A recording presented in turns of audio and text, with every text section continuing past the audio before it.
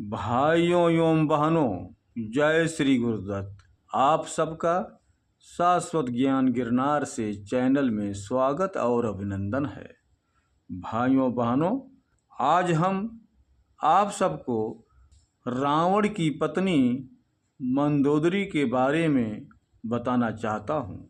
जन किंवदंतियों के अनुसार मंदोदरी मध्य प्रदेश के मंदसौर राज्य की राजकुमारी थी।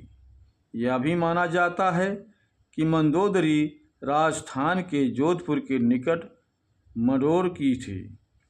पौराणिक कथा के अनुसार एक बार मधुरा नामक एक अप्सरा कैलाश पर्वत पर पहुंची। देवी पार्वती को वहां न पाकर वह भगवान शिव को आकर्षित करने का प्रयत्न करने लगी। जब देवी पार्वती वहां पहुंची तो भगवान शिव की देह की भस्म को मधुरा के शरीर पर देखकर वे क्रोधित हो गईं और क्रोध में आकर उन्होंने मधुरा को मेढक बनने का श्राप दे दिया। उन्होंने मधुरा से कहा कि आने वाले 12 सालों तक वह मेढक के रूप में एक कुएं में ही रहेगी। भगवान शिव के बार बार कहने पर माता पार्वती ने मधुरा से कहा कि कठोर तप के बाद ही वह अपने असली रूप में आ सकती है, और वह भी 12 साल के बाद। तब मधुरा ने 12 वर्ष तक एक कुएं में रहकर मेढक रूप में कठोर तप किया।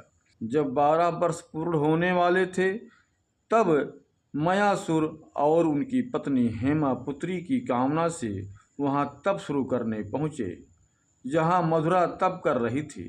जैसे ही मधुरा के 12 वर्ष पूर्ण हुए, वह अपने असली स्वरूप में आ गई और कुएं से बाहर निकलने के लिए मदद के लिए पुकारने लगी। हेमा और मयासुर वहीं कुएं के पास तप में लीन थे। मधुरा की आवाज़ सुनकर दोनों कुएं के पास गए और उसे बचा लिया। बाद में उन दोनों ने मधुरा को गोद में ले लिया और उसका नाम मंदोदरी रखा। लंका के राजा रावण का विवाह मंदोदरी से हुआ था। वह एक पतिव्रता स्त्री थी जो भगवान शिव की आराधक थी।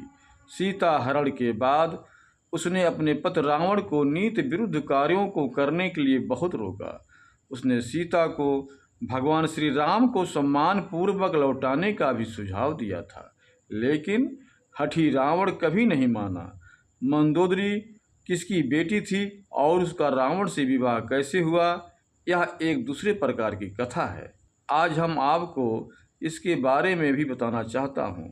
पौराणिक कथाओं के अनुसार मंदोदरी पंचकन्याओं में से एक थी और उसे चिरकुमारी भी कहा जाता था। मंदोदरी का जन्म हेमा नाम की अप्सरा के गर्भ से हुआ था, जिसका विवाह मायासुर से हुआ था। मायासुर ने अपनी पत्नी हेमा के लिए मंडोर नगर का निर्माण किया था, जो इस समय राजस्थान में है। वही यह भी कहा जाता है कि मंदोदरी मध्य प्रदेश के मंदसौर के राजा की पुत्री थी। कहा जाता है कि मंदोदरी ने अपनी पूजा और तप से भगवान शिव को प्रसन्न किया था। उसने महादेव से वरदान मांगा था कि उसका विवाह पृथ्वी के सबसे शक्तिशाली और विद्वान पुरुष से हो। उस वरदान के परिणाम स्वरूप ही रावण और मंदोदरी की मुलाकात श्री बिल्वेश्वर नाथ मंदिर में हुई थी। कथा के अनुसार एक बार रावण मायासुर से मिलने मंडोर गया था। वहां उसने मंदोदरी को देखा था। वह मंदोदरी की सुंदरता पर मोहित हो गया। रावण भगवान शिव का परम भक्त था। बिना उनकी आज्ञा वह कोई काम नहीं करता था। मंदोदरी से विवाह के लिए भी उसने शिव जी से आज्ञा ली और मायासुर के समक्ष मंदोदरी से विवाह का प्रस्ताव रख दिया।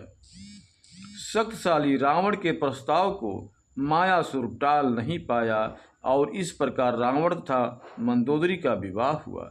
रावण के भाई कुंभकर्ण का विवाह वज्र ज्वाला से और विभीषण का विवाह शर्मा नामक कन्या से हुआ था।